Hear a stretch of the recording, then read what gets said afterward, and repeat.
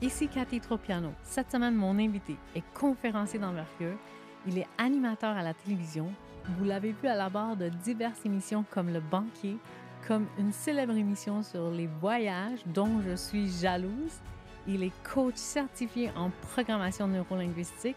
Il donne des conférences depuis plus de 17 ans. Et vous allez voir que la prise de parole en public et le storytelling font partie de son univers. Et aujourd'hui, je l'accueille dans mon univers. Tu n'es pas seul. Il y a une présence avec toi tout le temps.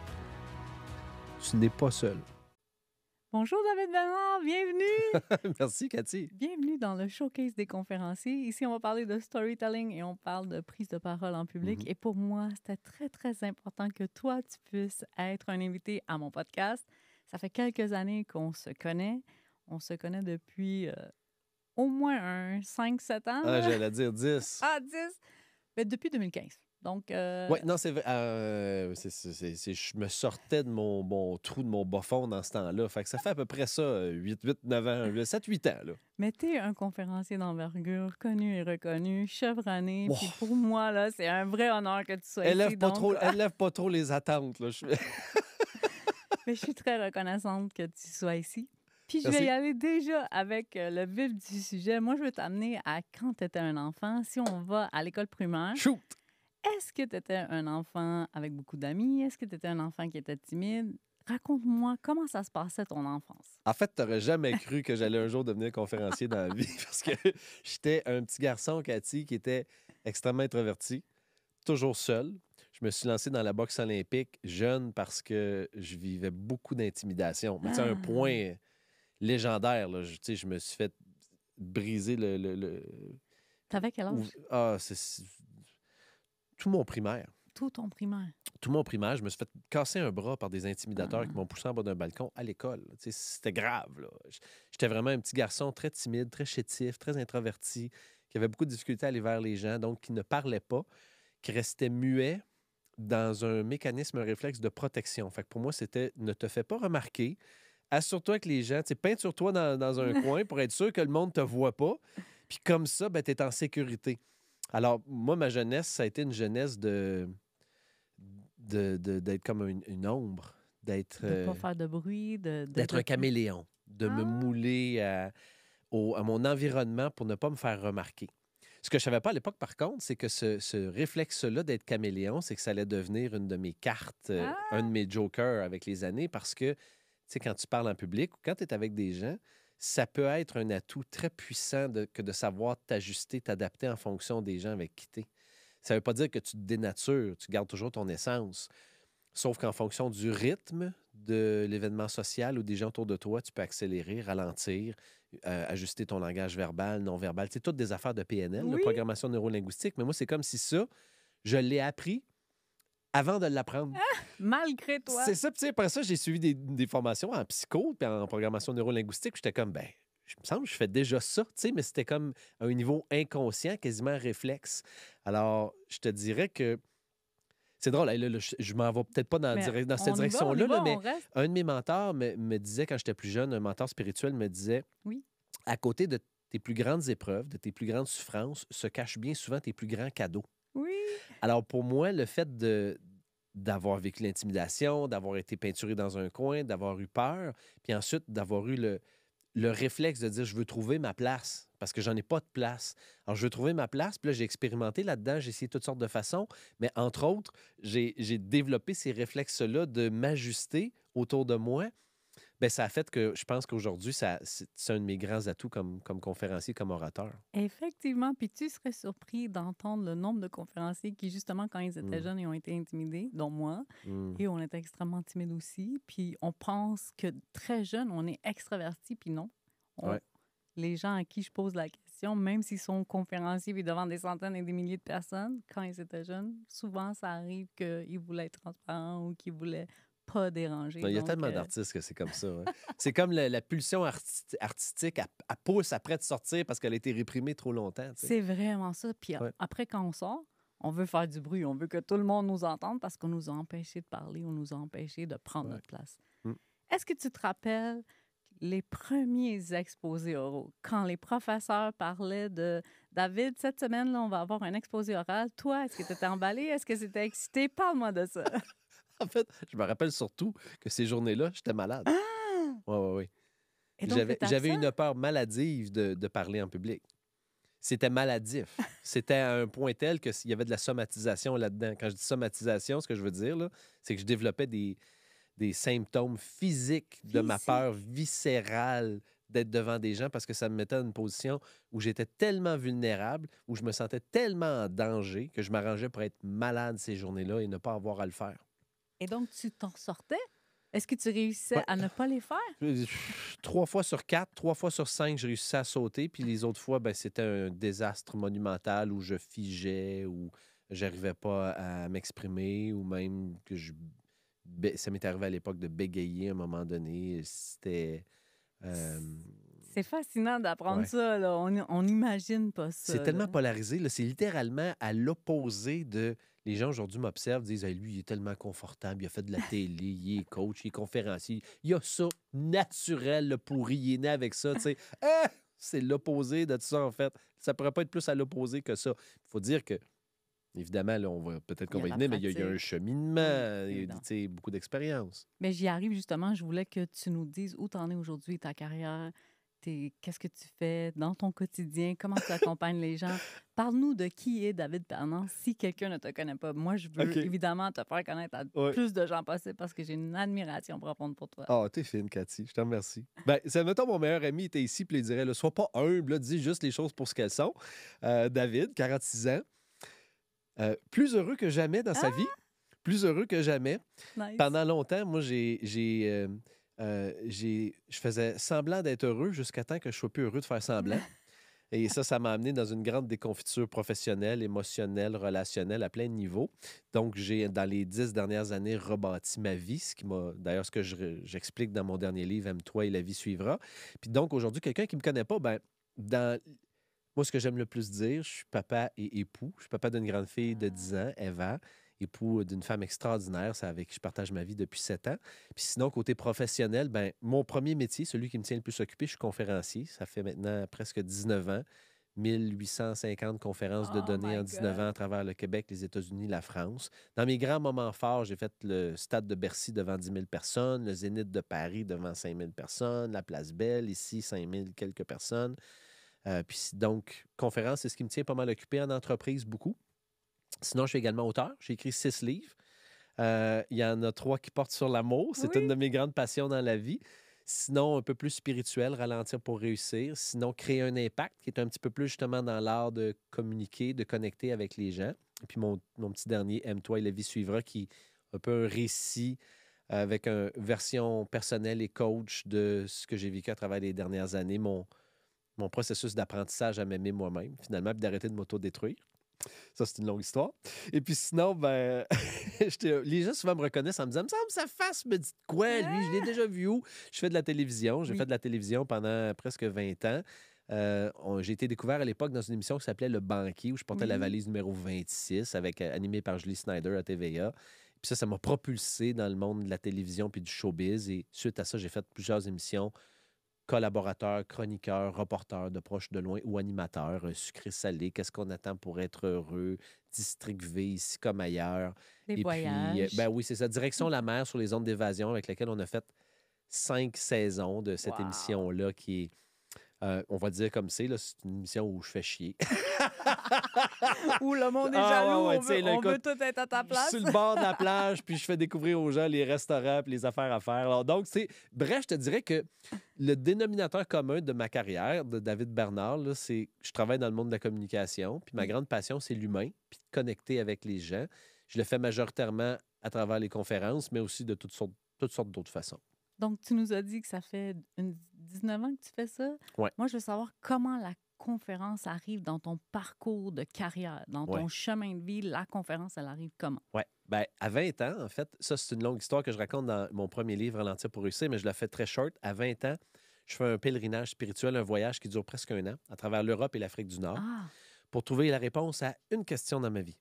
C'est quoi le bonheur pour moi? Parce que là, j'ai 20 ans, j'ai abandonné, j'ai pas abandonné, mais j'ai cessé ma carrière de boxeur olympique après 33 combats. Puis, Mais c'est une grande question pour quelqu'un qui a 19 ans. philosophique, Là, ben oui, mais hein. Puis je sais pas ce que je vais faire de ma vie. J'en ai aucune idée. J'ai fait 3 ans de cégep, mais j'ai même pas mon diplôme. Je suis comme, qu'est-ce que je vais faire? Je sais pas trop. Je suis un peu perdu. Puis je décide de partir à l'aventure pour aller chercher la réponse à l'intérieur de moi. Oui. Puis faire silence un peu, puis voir le monde. Alors, je voyage, puis là, il m'arrive toutes sortes d'aventures, mais je reviens, j'ai eu une épiphanie à travers mes voyages dans le désert du Sahara, en Afrique. Et cette révélation-là, c'est que je vais travailler dans le monde de la communication. Je vais être un porteur, un porte-étendard d'espoir, d'amour, de lumière. Bon, et là, dit de même, c'est gros en tabarnouche, C'est là. magnifique. Puis c'est de la pression sur les épaules aussi. Puis là, tu reviens chez vous, tu as 20 ans, tu n'as même pas de diplôme d'études collégiales, tu es timide dans la vie. Ton passé, c'est boxeur. Puis là, tu sais que tu veux devenir un communicateur. Qu'est-ce que tu fais? Tu vas où? Il n'y a pas d'école pour ça, tu sais. Alors, pendant les 10 années qui ont suivi, j'ai travaillé comme serveur dans le monde de la restauration pour payer mes factures. Puis là, j'ai OK. commencé à étudier puis à me parfaire, à m'outiller. Fait que j'ai étudié la psychologie. Ensuite de ça, je suis allé étudier un dérivé de la psychologie qui est la programmation neurolinguistique, la PNL. Oui. J'ai étudié la technique de jeu à la caméra, construction de personnages, théâtre, diction, toutes sortes d'affaires pour éventuellement être en mesure, être confortable sur un stage, être capable de parler avec des gens. Et là, mon aventure de conférencier a vraiment débuté officiellement par l'adhésion à un groupe, une organisation qui s'appelle Toastmasters. Qui existe encore. Ben oui, que moi je qui, recommande pour n'importe qui veut développer ses skills, ses habiletés, juste ne serait-ce que pour... Tu sais, tu peux lire tous les livres sur la natation, oui, mais à un c'est moment donné, il faut que tu sautes dans la piscine puis tu nages. Sinon, tu sais pas c'est quoi. Tu es au courant, Oui. mais tu le sais pas. C'est comme tu peux lire tous les livres de pilotage, embarquer dans un simulateur avec un avion, tu es au courant.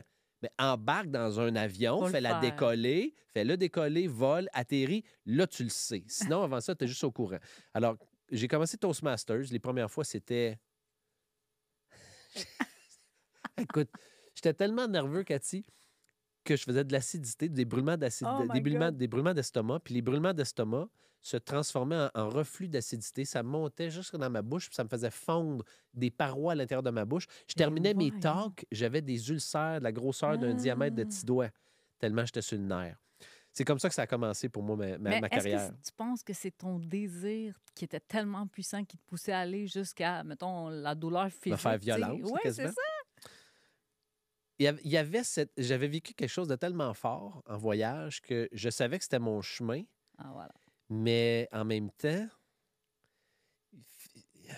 il fallait que je me batte un peu avec moi-même. C'est comme si je le savais que je l'avais quelque part en dedans de moi, mais c'était enfoui très, très profond. Puis il y avait bien des croûtes de syndrome de l'imposteur, Oui. intimidé, monsieur parfait, bien des affaires que j'ai dû enlever, retirer, toutes ces croûtes-là, toutes ces couches-là, un peu comme un oignon, une après l'autre, pour en arriver, après, ça a pris du temps, mais pour en arriver à un moment donné à non seulement réellement avoir du plaisir à parler devant des gens, en éprouver du plaisir, mais aussi pouvoir me permettre d'être vraiment moi, d'être dans mon essence. Tu sais, comme là, mettons, tu le sens, là, je ne suis Il y pas a- fake de zéro, fuck On all. est là. amis, on se C'est connaît, ça, on puis a une Je conversation. ne suis Là. pas ici pour essayer de faire assemblant, d'être « moi, je suis un communicateur. » Puis, tu sais, tout ce que je peux faire, c'est être réellement moi. Puis cette liberté-là d'être m'a donné du torque, du galon, de la pédale de gaz. Mais c'est 19 ans de carrière aussi. Les premières années, c'était pas glorieux. Là. C'était difficile. Puis c'était tellement difficile que j'en ai développé un syndrome qui s'appelle l'hyperhidrose. L'hyperhidrose, ça, c'est de la sudation surabondante. Fait que, tu sais, en temps normal, si tu retournes 15 ans en arrière, là, on serait en train de faire le podcast, là, puis là, j'aurais des petites gouttes qui couleraient parce que, tu sais, syndrome du petit canard. Mais ça, là, sur le stage devant du monde, là, c'était C'est épouvantable. flagrant, Ah, on peut écoute, pas là, je me cacher ça. mettais des serviettes sanitaires en dessous des bras. En tout cas, ça a le pouvoir d'être hyper absorbant. Qu'est-ce que tu veux? Mais aujourd'hui, je regarde ça, je trouve ça cute. Je trouve ça cute parce que c'est...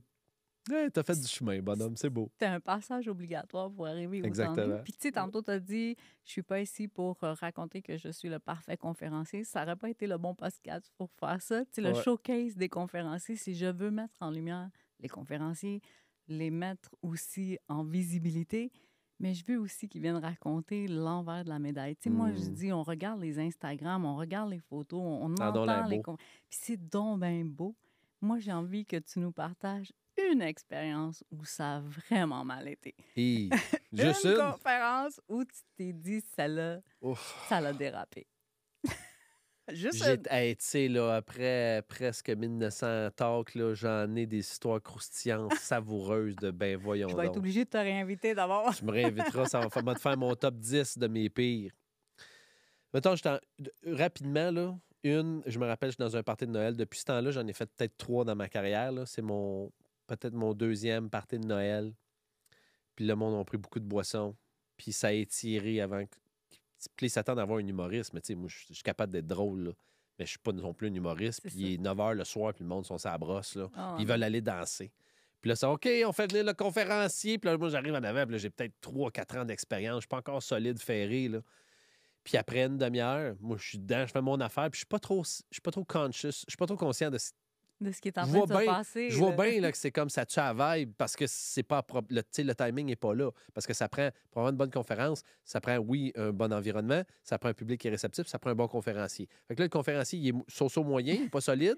Le public, il n'est pas là pas en tout. Puis l'environnement s'y prête pas. Fait que là, il n'y a pas grand Il n'y a rien qui joue ingrédients qui pour sont toi. là. là. Puis après une demi-heure, la patronne, elle se lève, elle dit, bah, puis moi, je sais pas que c'est la patronne. Elle se lève, elle dit, bon, c'est beau, là, on a assez entendu, tu peux t'en aller. Avec autant de tact. Ah oui, mot pour mot comme ça, puis c'est une business très prestigieuse dans des tours. Ça s'appelle, tu prends un bon gros verre de Kool-Aid d'humilité, tu t'en retournes chez vous, puis tu fais, bon, écoute, c'est ça qui est arrivé. Celle-là m'avait pas mal shaké. Mais j'en ai eu, écoute, plein. Je me rappelle, je suis en Europe, puis je suis en décalage. Mais ça rentre dans bien d'autres histoires, là, mais à cette époque-là, j'étais ben embourbé dans ma dépendance. Je consommais du cannabis, puis ça m'a pris du temps à m'en sortir de ça. Dieu merci, je suis en rétablissement depuis plusieurs années, mais à cette époque-là, je fumais du matin au soir. Oh, wow. Je raconte ça dans mon livre Aime-toi et la vie suivra, puis j'arrive en Europe, on va donner 3 talks en 2 jours. Puis là, je décalage horaire, puis là, je commence à tomber en sevrage. Puis là, j'ai le fog, tu sais, là, j'ai un brouillard de l'esprit, je suis mélangé. Puis à cette époque-là, j'ai joué souvent ma carrière que je me préparais pas. Uh-huh. Je jouais ça sur mon talent naturel. Je vais y aller avec le flow. Moi, t'as spiné ça, moi, la salle. Puis là, je suis pas prêt. Tu sais, j'aurais dû avoir là, un PowerPoint, quelque chose, des pages. J'ai une feuille blanche avec une coupe de mots griffonnés, c'est ça, on va leur dire. Je suis en sevrage, que là, je transpire, je suis pas bien, je dors pas. Je suis super nerveux parce que je suis pas préparé. Puis je suis en décalage horaire. J'arrive devant la gang. Ils sont 350, 400 personnes. Ah, c'est pas une petite gang, là, en C'est plus. pas une petite gang, là. Puis, tu sais, le gars, il a payé le gros prix de me faire venir, puis je donne 3 conférences, là.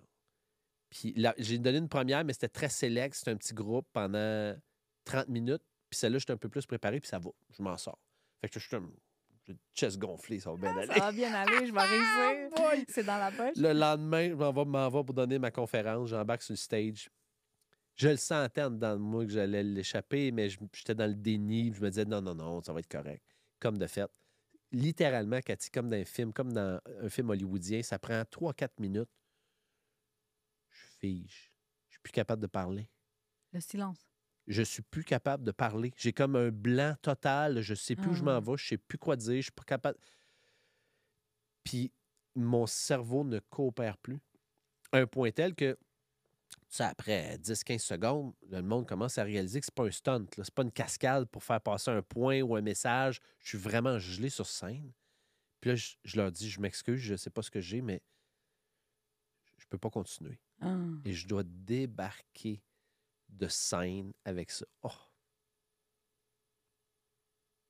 Est-ce que tu as croisé le regard de celui qui t'avait engagé? Heureusement, c'est devenu un ami qui m'a réembauché plusieurs fois par la suite, puis j'ai nailé ça. Puis le plus drôle, c'est qu'il m'a remplacé subito presto par un autre conférencier qui était là pour la journée, qui a pris ma place. Écoute, ce soir-là, je suis rentré dans ma chambre d'hôtel, je me suis mis à genoux, j'ai prié, puis là, j'ai dit, il faut que ma vie a besoin de changer. Ça, c'était le début de ma nouvelle vie comme professionnel, où la préparation allait devenir minutieuse, voire chirurgicale. Ah. Mais ça me l'a appris, ça. La négligence à ce niveau-là, maintenant, c'est inexistant dans ma carrière. Tu sais. Mais ce qui est plus drôle là-dedans, c'est que l'histoire est douce amère, en ce sens que l'amertume est arrivée en premier avec ça. J'ai frappé le mur. Mais le lendemain, ça a été une expérience extrêmement puissante. ça dépend toujours de nos croyances. Toi, je sais qu'on est Oui, sur la oui, même on est page avec sur... ça, mais j'ai Oui, demandé à cette affaire-là, tu sais, on peut dire Dieu, plus grand Jésus, que Bouddha, soi, là, c'est ça? Krishna, notre puissance supérieure, peu importe, là, puis c'était athée, ton cœur, ton GPS, whatever. Là. Mais j'ai demandé moi, je l'appelle Dieu, j'ai demandé à Dieu de m'aider, de me guider, puis de parler à travers moi, de m'utiliser comme canal pour passer un Ah! message à ces gens-là que moi, je ne savais pas ce qu'ils avaient besoin d'entendre. Parce que j'ai aussi une force qui est de l'hypersensibilité, que quand ça, je l'utilise intelligemment mais dans la conscience, n'importe... Oh, c'est fort. Puis c'est pas moi. Fait que j'ai pas aucun mérite là-dedans. C'est qu'il y a quelque chose Il y a quelque chose de plus qui grand qui a embarque. C'est opéré ça. en arrière-plan. Puis je suis arrivé sur stage, puis j'ai fait 1 heure et quart. Mon plus long standing ovation en carrière. 5 minutes debout, le monde. Là, c'est que c'est passé. J'espère que vous appréciez cet épisode qui est rempli de pépites. Si vous trouvez que ça vous fait réfléchir, que ça vous fait vivre des émotions, que ça vous fait rire, que c'est différent que ce qui est présenté ailleurs, je vous invite à me laisser un petit review, un commentaire positif. Puis si vous avez envie de me faire un like et un partage, je vous dis que ça peut avoir un grand impact. Fait que, pour moi, ça a été comme le gros message de là, mon Oui. petit gars, là, il est temps que tu prennes ta vie en main, que tu t'arrêtes de négliger, que tu fasses des changements. Mais tu sais, à chaque fois qu'on tombe, on apprend. Puis ils disent « You're gonna fail your way to success Exactly. ». Il faut tomber pour Ouais. arriver au succès. Puis on a Ouais. juste l'impression qu'il n'y a que du succès. Puis c'est bien que tu nous partages aussi les moments où ça a été plus difficile. Dis-moi, est-ce que tu as eu à dealer avec le syndrome de l'imposteur? Est-ce que tu te rappelles d'une Toute ma vie. période que tu as... Toute ma Puis vie. encore aujourd'hui? Ah oui. Sais-tu quoi? C'est tout nouveau. Ça doit faire 1 an ou 2 que... Même pas 2 ans. Ça fait 1 an. J'ai 46, je vais avoir 47 ans là. Tu ne les fais pas du tout en passant, Je là? te remercie. Je vais te donner 20 piastres. Ça fait peut-être 1 an que c'est tellement... ça dérobe de la joie de vivre, le syndrome de l'imposteur. Puis il y en a qui disent, oui, mais ça peut être utile parce que tu te remets en question. La plupart du monde qui souffre du syndrome de l'imposteur, là, il n'y aurait pas besoin d'en souffrir parce que ils se remettent déjà suffisamment en question pour être capable de s'auto-réguler, s'améliorer, s'ajuster en parcours, en cours de chemin, que ça va bien. Tu sais, souvent, c'est ceux qui ne souffrent pas du syndrome de l'imposteur qui auraient besoin de se poser des questions. Oui, C'est exactement. brutal un peu. Mais oui, toute ma carrière, moi, j'ai toujours eu l'impression, tant dans le monde de la télévision, que je n'étais pas à ma place, qu'à un moment donné, quelqu'un allait s'en rendre compte, dire, ben, qu'est-ce qu'il fait là? Lui, sortez-le d'ici, sur scène. Ben, voyons donc, lui, c'est pas un conférencier. Tu vois bien, c'est un petit gars gêné. Sortez-moi ça d'ici. Il y a chaud en plus. Mes livres, ouais, donc, c'est pas un auteur. Lui, il était même pas bon en français quand il était à l'école. Là. Sortez-moi ça d'ici, tu sais. Puis avec les années, j'ai pas de réponse magique, malheureusement, mais c'est comme si la croyance de who I am is enough, Oui. qui je suis, c'est assez, puis Oui. c'est parfait, puis c'est correct. C'est pas développé comme par magie. Je pense que c'est possible, par exemple, pour certaines personnes, mais moi, ça a été comme cette table-là s'est solidifiée avec des pattes qui ont été des expériences. Tant de conférences, tant de livres, tant de Oui. ventes, tant de... Pas tant que j'ai besoin de l'approbation des autres. C'est un peu paradoxal ce que je vais te dire là, mais au début, c'était bon. Mais tu vois, regarde, t'as fait ça, t'as fait ça, t'as fait ça, t'as fait ça, t'as fait ça. Bon, OK, tu vois, t'es capable. Ah, OK, t'es pas un imposteur. Puis maintenant, mon système de référence est plus interne, c'est moins externe, c'est plus... C'est d'autres ont cru en nous avant que nous, on ait cru en nous. C'est tellement bien dit. Puis maintenant, c'est justement maintenant, je crois suffisamment en moi, puis ma référence est interne dans mon état de est-ce que j'ai été dans mon essence, est-ce que j'ai été vrai, est-ce que j'ai été authentique, est-ce que j'ai été vulnérable? Oui. Est-ce que je t'ai préparé dans le cas où ça s'applique? Oui. The rest doesn't matter. T'as fait ce que tu avais à faire. Mon but avec cette question-là, c'est que tout le monde, on a le syndrome de l'imposteur, mais il y en a qui s'en servent comme bouclier, puis qui s'en servent comme excuse pour ne pas avancer. Ouais. Puis ce que je veux vous entendre dire, tous les conférenciers, c'est qu'on reste quand même avec le syndrome de l'imposteur, mais qu'on passe par-dessus, puis qu'on va au-delà du message qu'on a apporté. On est ici pour porter ce message-là. Yep. Donc, on passe par-dessus le syndrome de l'imposteur. Je voulais aussi que toi, t'es conférencier, est-ce que toi, t'écoutes des conférenciers? Est-ce qu'il y a quelqu'un qui t'inspire? Est-ce qu'il y a quelqu'un que tu regardes aller puis que tu dis, cette personne-là... Ben, il y en a plein. Il Mais y en a de- plein. quelqu'un qui Ça t'inspire. dépend. Tu veux parler du Québec, des États-Unis, du monde entier. Worldwide. Quelqu'un même Mais parlons décédé, Québec, tu sais, admettons. quelqu'un... Vas-y. Ben, si on parle, OK, si on parle de quelqu'un décédé, ben, ma réponse va peut-être te faire rire parce que je ne l'ai jamais vu en action, mais moi, je retourne 2000 ans en arrière. Jesus Christ. Jesus Christ! Hey, Ah, man, he was j'adore! the man. Oh, wow! He was the man. C'était l'homme, tu sais. Puis qu'est-ce qu'il faisait? C'était un storyteller. Ouais, Il c'est racontait des exactement ça. paraboles. Puis ces paraboles pouvaient toucher tout le monde, ou s'appliquaient presque à tout le monde. Puis tu pouvais t'identifier à ça, puis tu utilisais son message pour grandir, pour évoluer spirituellement, euh, dans un monde qui est encore quand même dans une grande précarité, tu sais. Oui. Fait que pour moi, ça, c'est comme ma référence de base. C'est des grands spiritual teachers comme Jésus, comme Bouddha, de par aussi le fait que ça me ramène beaucoup dans l'essence d'un message. Tu sais, des fois, tu as les 53 clés pour être heureux et Non! avancer. Hey, esti, attends une minute, là. Jésus, c'était l'amour. C'était Mm. un mot, amour. Un mot, OK, la chose, Et là, tu ça sais. résonne encore.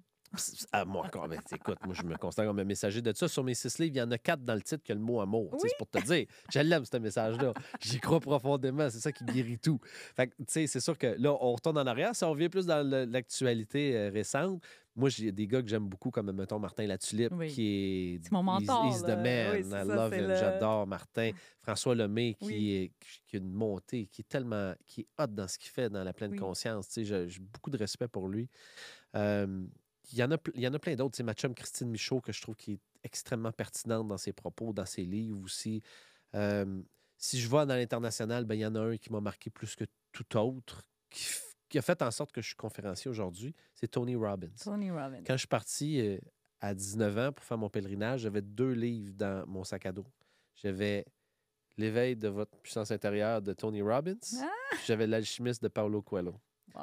C'était mes 2 que livres. j'ai Tu sais, fait dévoré. que je pense qu'aujourd'hui, là, hey, c'est drôle, c'est la première fois que je prends conscience de ça, mais je pense qu'aujourd'hui, ça résume bien mon swing comme conférencier. Tu as un mix de Tony Robbins, mais poésie, spiritualité, Paulo philosophie de Paulo Coelho, c'est les deux ensemble.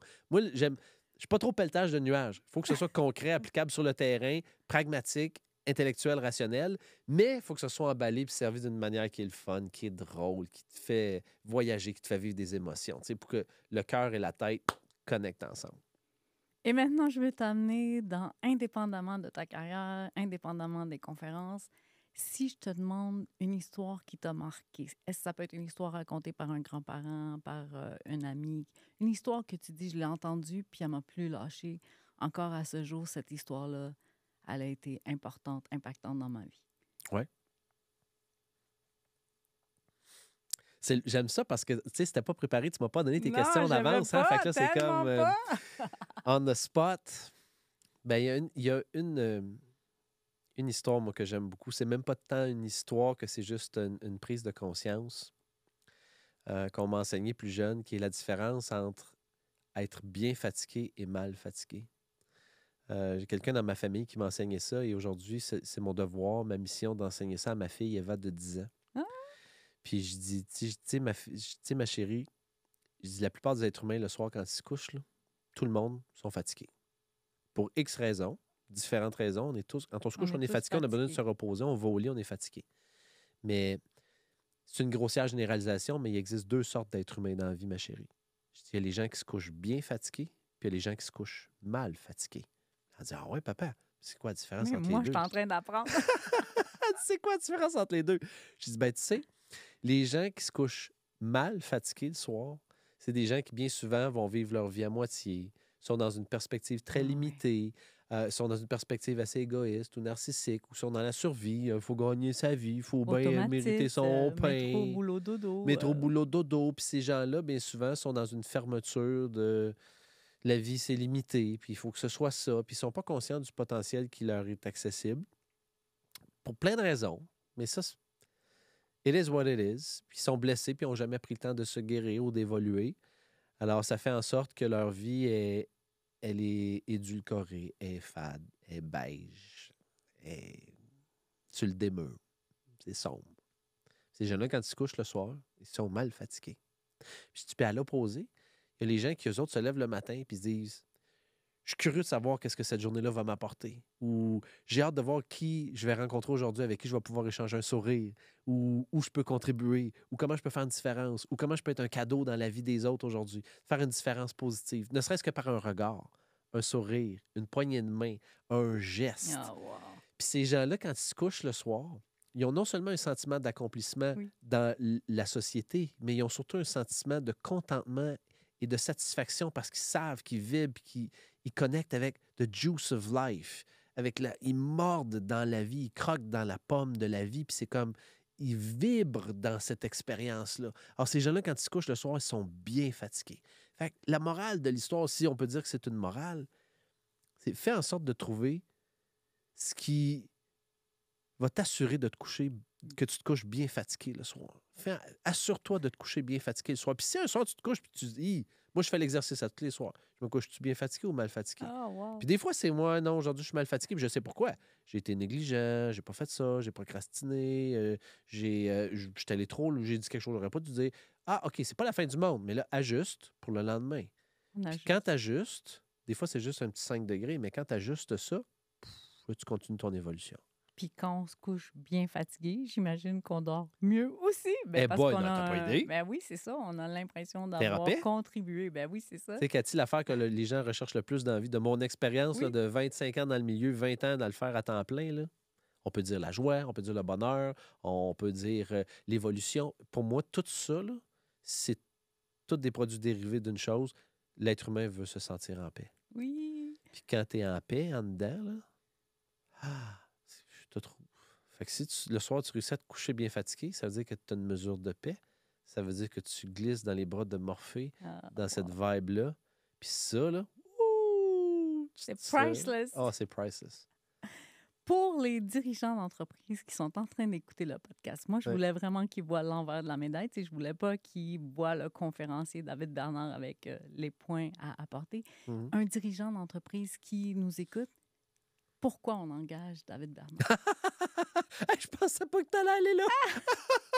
Mais rapidement, parce qu'après, je vais aussi aller... OK. Écoute, très rapidement, je pense que c'est une couleur, tu sais. C'est comme une marque de voiture puis une couleur de voiture. Tu dis quel genre de voiture tu as envie d'avoir. Moi, je me considère comme une voiture assez exotique, c'est-à-dire qu'il y a du moteur. Puis tu fais rentrer la voiture, puis tu dis, OK, lui, il a déjà été animateur télé, il est animateur télé. Fait que tu vois qu'il y a le charisme qui vient avec. Oui. Mais il y a un message aussi de plusieurs années à étudier la psychologie, la PNL, appliquer des formations qui ont, une après l'autre, se sont accumulées. Ce qui fait en sorte qu'après, c'est presque 2000 prestations dans toutes sortes de contextes. D'un, j'ai la paix d'esprit, je sais qu'il va livrer. Puis surtout, je sais que les gens qui vont être là vont passer à travers une gamme d'émotions en fonction du message qui a besoin d'être passé, parce que je fais toutes sortes de sujets. Mais les gens présents vont forcément, ils vont vibrer, ils vont rigoler, parce que moi, je me fais une mission d'honneur de faire rire le monde pour que ce soit du edutainment. Education and entertainment. Ah, j'aime ça, j'aime le jeu de mots. Éducation, puis en même temps, il faut que ce soit le fun. Parce que si c'est bon, un après l'autre, drabe, là, on est le cerveau, là, ça rentre plus. On est dans l'ère de l'information, Cathy. L'information est accessible partout. Oui, fait que c'est le professeur qui fait que c'est le fun ou que c'est plate. Fait que moi, ma mission, c'est de faire en sorte que ce soit un peu théâtral, un peu drôle, très human, humoristique, mais qu'à la fin, c'est pas juste vous êtes beau, vous êtes bon, vous êtes capable, mais qu'il y a un message concret, applicable, qu'ils repartent avec, disent OK, regarde, on a ça. C'est simple, mais c'est facile. Puis si on l'applique, ça va juste réaligner l'entreprise, la société, l'organisation de quelques degrés, mais dans une direction plus optimale, puis tout va être un peu plus smooth et dans le flow. Tu portes aussi à la réflexion, là. Les gens qui sortent de ta conférence, là, moi, pour avoir été présente à plusieurs reprises, là, c'est... Tu passes les messages, mais tu nous fais réfléchir aussi sur qui on est puis comment on se présente dans la vie. C'est parce que je les vibre, je les vis. Oui. No bullshit. No bullshit. No bullshit, c'est gone. What you see is what you get. Puis ce que je te dis, je l'applique puis je le pratique, parce que sinon, j'en parle plus, c'est fini. That's what it is. Qu'est-ce que tu dirais à quelqu'un qui écoute puis qui aspire à être conférencier? Le meilleur conseil que j'ai eu, c'est de ton mentor, qui est également mon mentor, qui m'a trouvé mes 2 premières conférences en carrière il y a 19 ans de ça. J'y écris, puis il me dit David, tu veux devenir conférencier? Puis dans le temps, il y en avait moins. Aujourd'hui, c'est de plus en plus à la mode. Il y en a de plus en plus. Ça pousse partout, tu sais.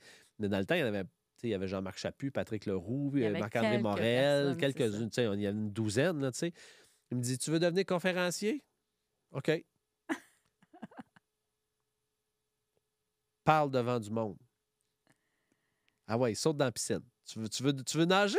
Parfait. Va dans la piscine, patauge. Parle devant des gens. Fait que trouve-toi des clubs optimistes, des écoles, des organisations. Puis attends pas que ce soit parfait. Non, voilà. Ça ne sera jamais d'un, Non. mais si tu attends de peaufiner ton affaire, puis il y en a, là, ils s'embourbent dans la structure, puis Dans les le fleurs du plan. tapis, là. Moi, la première affaire, ça a été, si tu veux si tu veux devenir conférencier, Vas-y. puis tu veux en faire un métier, trouve une manière forcément de parler devant les gens. Puis si tu n'as rien à court terme, Toastmasters, c'est ta première étape. Ah, voilà. Si tu te retrouves devant des gens, ça te coûte du screening. Là. Tu sais, ça va te coûter 100$ avoir le kit pour les 8 premiers talks, là, je pense. Là. Puis là, tu y vas, puis tu te pratiques. Puis là, les gens te donnent du feedback, puis surtout demande aux gens qui soient excessivement sévères. Juste, mais sévère et constructif avec toi. Tu veux pas de l'eau de rose, tu veux pas te faire flatter dans le dos, t'as dit t'es beau, t'es bon, t'es... Non, non, non. Qu'est-ce qui marche pas? Qu'est-ce que j'ai besoin d'améliorer? Qu'est-ce que j'ai besoin de faire différemment pour, ensuite de ça, l'appliquer la semaine suivante puis continuer ma progression là-dedans? Mais tu sais, dans Toastmasters, ils ont intérêt à dire les bons commentaires. C'est pas comme quand on demande à nos amis ou nos parents. Eux autres sont super gentils avec nous, mais à Toastmasters, on est tous là pour apprendre. Ça dépend des gangs. Il y en a que j'ai vu, c'était un peu complaisant. Alors, tu es bon, tu as ci, tu as ça. Non, non, non, non. Arrête de me flatter dans le sens du poil. Là. Dis-moi que c'est qui marche pas. Sois sévère. I love it. On a vu qu'est-ce qu'un dirigeant d'entreprise, tu peux lui dire. On a vu qu'est-ce que tu peux dire à un aspirant conférencier. Là, je veux savoir, si on retourne dans le temps, qu'est-ce que tu dis au jeune David Bernard quand il a 20 ans?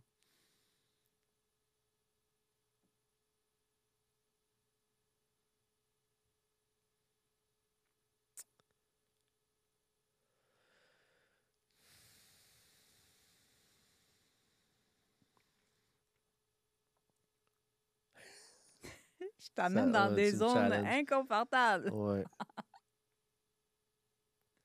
Je pense que j'aurais besoin d'y réfléchir longuement parce que j'étais tellement sensible et fragile comme une feuille de papier que l'homme que je suis aujourd'hui, parce que, tu sais, initialement, ce qui montait, c'était attache ta tuque parce que ça va brasser. Mais, fais-moi confiance. Ça va tellement bien aller. Puis au final, ce que tu vas vivre, ce que tu vas être, faire et avoir, c'est tellement pas ce que tu penses, mais c'est tellement mieux pour des raisons que tu peux pas comprendre là.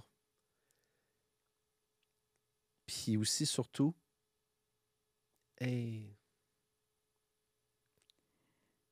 J'ai autant d'émotions que toi. tu n'es pas seul.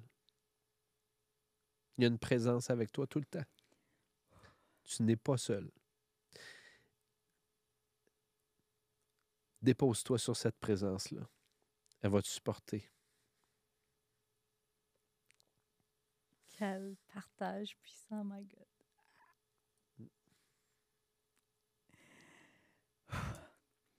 Ici, on raconte des histoires. Il y a des histoires qu'on se raconte. Il y a des histoires qui nous bloquent. Il y a des histoires qui nous font évoluer. Là, j'aimerais juste qu'on termine avec une histoire qui surprendrait les gens. Qu'est-ce que tu peux nous dire que les gens n'imaginent pas à propos de David Bernard? C'est facile quand on me regarde de dire, lui, il a comme la touche Midas. Puis tout ce qui touche, ça se transforme en or, tu sais. Sa palette de 1900 conférences sur différents pays, puis ses shows de télé, puis ses 6 livres best-sellers, puis son Tout aura, lui tu sais, puis le réussit. charisme, ses yeux bleus, on sait bien. Mais à peine 8 ans de ça, je me suis réveillé dans ma maison à 2 mois de faire faillite, complètement dépressif, complètement dépendant à consommer du cannabis du matin au soir tous les jours. Je venais de me séparer. J'étais complètement déboussolé, perdu, j'avais plus de nord. Puis ma vie s'en allait dans le mur à 100 000 à l'heure.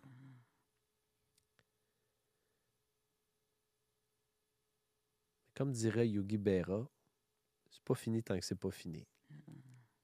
Mais où t'as trouvé la force? Ah, voilà. T'as tout dit. T'as tout dit. Cette présence-là. Je lui ai demandé de me prendre dans ses bras puis de m'aider à faire le chemin. C'est fou, hein, quand tu débarques de ton petit ego, là, de moi je gère, moi je contrôle. Je sais que ça, pour un athée, c'est très challengeant, puis à la limite, c'est comme, ouais, on a quoi qui parle. Là. Mais pour quelqu'un qui nous entend puis il sent que ça rouvre dans son cœur, Que ça résonne. quand tu débarques de ton ego puis tu acceptes d'être coaché, tu sais, c'est vraiment le classique, là, la tasse qui est bien pleine, puis là, tu essaies de mettre du liquide, ça déborde. Là. Oui. À un moment donné, si tu acceptes de la vider et de dire, OK, je sais plus. Je sais plus quoi faire, je sais plus où Voilà. aller. Puis que tu acceptes d'être coaché. Je sais pas si coaché, c'est le bon mot, mais en tout cas, d'être guidé, d'être guidé, éclairé, accompagné, d'être... un petit pas à la fois, une petite étape à la fois, une journée à la fois. Je dis pas que c'est une solution magique, puis du jour au lendemain, tout va changer, mais en même temps, c'est pas impossible non plus. Ça se peut que tout change du jour au lendemain. Regarde, je vais juste prendre un moment pour dire un immense merci. C'est exactement le genre de partage que je veux avoir au showcase des conférenciers. Et je pense que tu t'es livré avec beaucoup de transparence, beaucoup d'authenticité et tu m'as fait vivre des émotions autant de couleurs dans les deux sens. Donc, un immense merci. Ça a été un privilège de te recevoir au showcase des conférenciers. Plaisir très partagé, Cathy. Après ça. Merci d'avoir été à l'écoute du podcast Le Showcase des conférenciers. Si vous sentez que vous aussi, vous avez un message à partager, si vous sentez que vous aussi, vous voulez impacter les gens, si ce n'est pas encore fait, je vous invite à vous abonner et à me suivre sur les réseaux sociaux, à m'envoyer un DM avec le mot ovation et vous allez voir que c'est votre accès le plus direct à une scène, votre accès le plus direct à une standing ovation. Et moi, en attendant, je vous donne rendez-vous sur le prochain épisode de podcast, l'endroit où chaque histoire résonne fort dans l'univers. Et je vous dis à presto!